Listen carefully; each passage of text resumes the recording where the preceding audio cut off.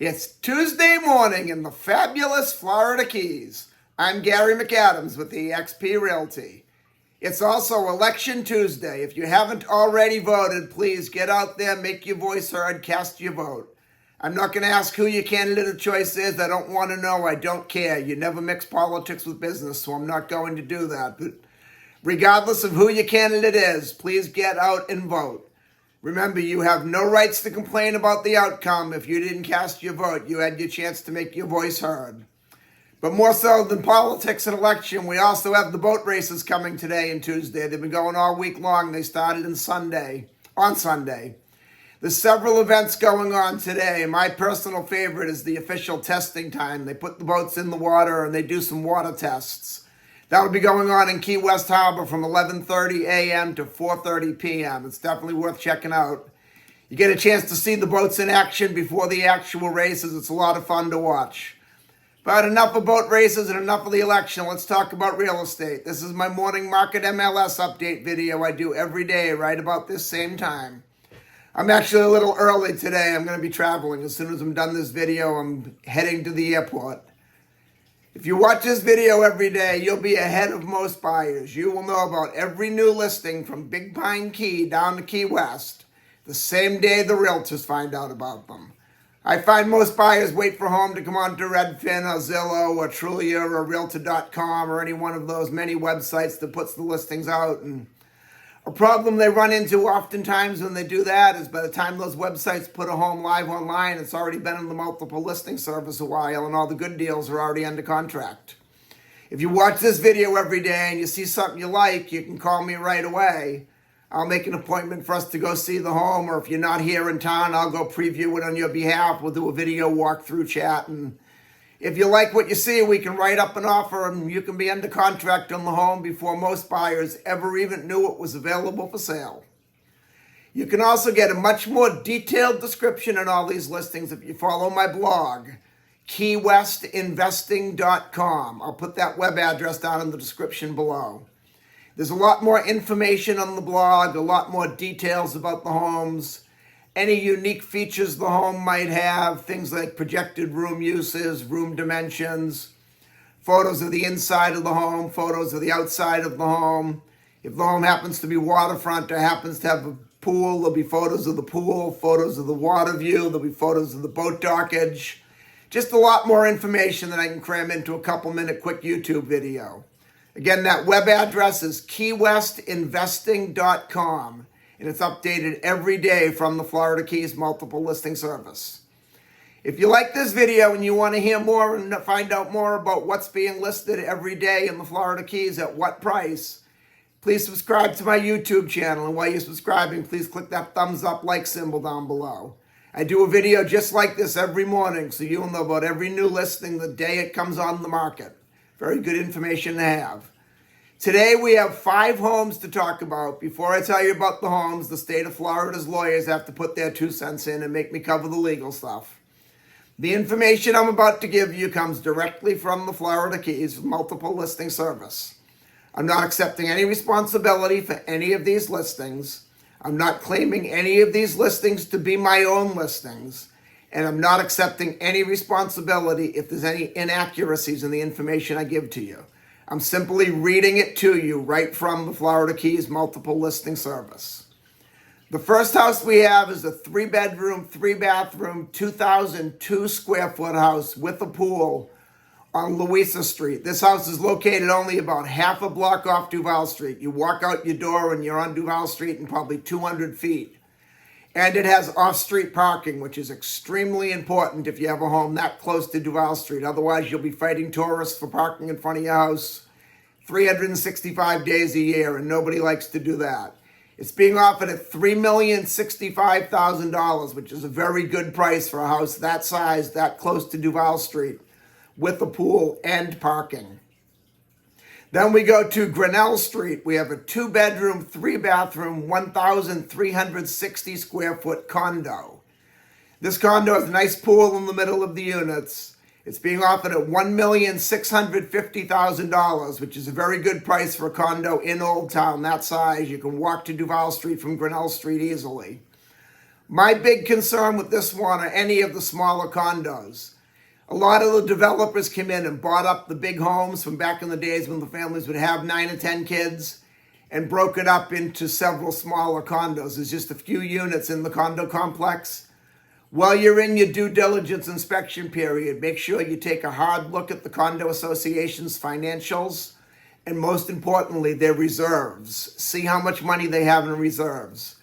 The condo fees on these units is only $250, which sounds great, nice low condo fee, but that leaves very little money to be left over for reserves in case an assessment comes up. If the building needs a new roof, if the building needs to be re-sided, if the pool needs to be resurfaced, if the pool equipment needs to be replaced. If the condo association doesn't have enough money in reserves to do that project, all the individual owners will get an assessment. And the assessment's not that bad if you're in one of the bigger condo complexes where you're splitting it amongst 200 owners. But if it's just 3, 4, 5 owners and you got to pay for a large maintenance project like that, it can be a lot of money you have to come up with instantly. So definitely look at the condo's financial status and, most importantly, their reserves while you're still in your inspection period and able to get out if you don't like what you see. If the reserves are good, $1,650,000 for a condo that size with a low HOA fee, walkable distance to Duval Street is an excellent buy. Definitely worth looking at. Then in Key West's Newtown neighborhood on Paula Ave, we have a duplex. It's a total of 3 bedrooms, 3 bathrooms, 1,471 square feet.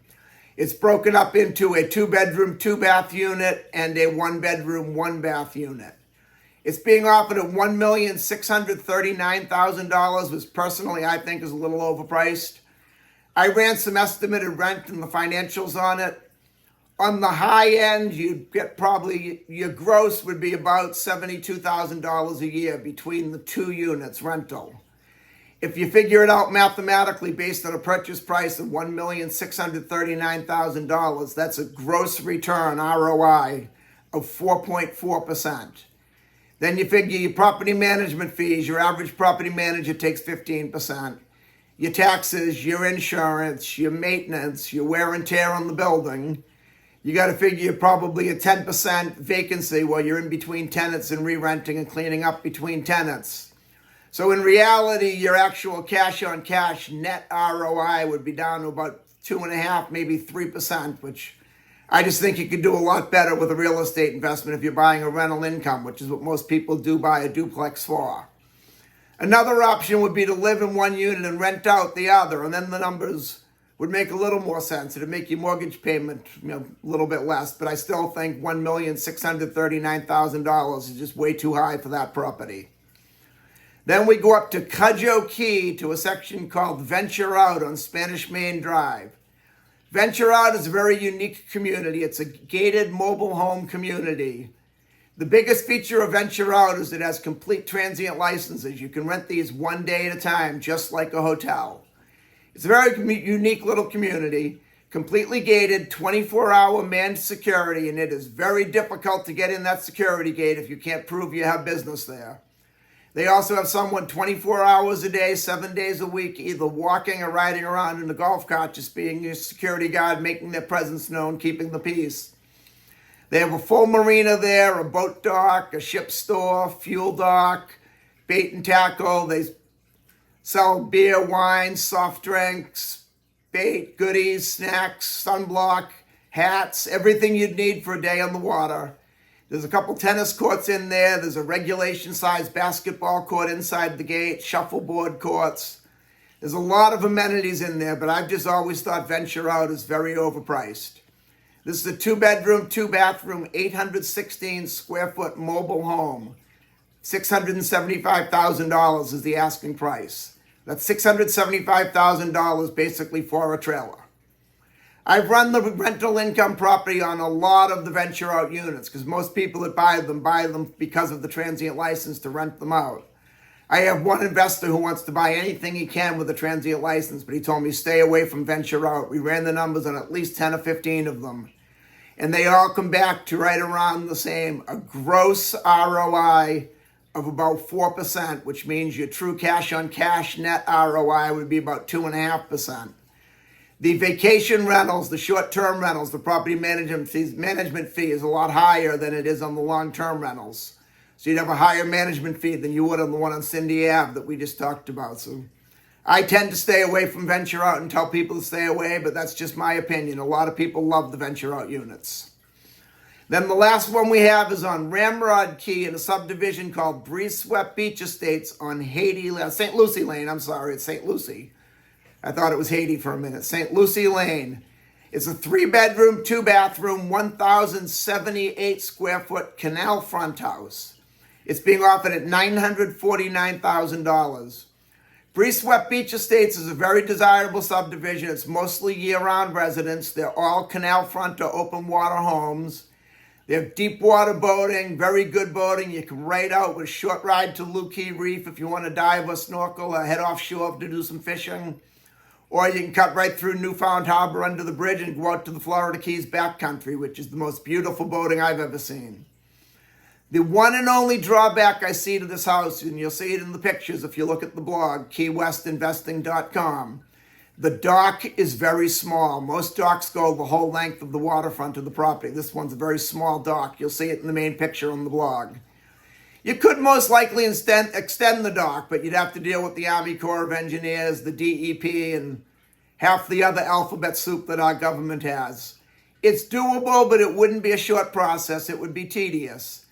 But the home's also being offered at $949,000, which is below the average market rate in Breeze-Swept Beach Estates. So if you don't mind spending the time, or if you can tolerate the smaller dock, most people have smaller boats in the Keys. The dock is plenty big for the average boat in the Keys. It's just not as big as other like-type houses. $949,000 for a 3-bedroom canal front house in Breeze-Swept Beach Estates is a great buy. And that's all we have for today. If you want to take a look at any of these homes or any home anywhere in the Florida Keys, give me a call at 305-731-0501. And don't forget to check out my blog, keywestinvesting.com. I'm Gary McAdams with eXp Realty.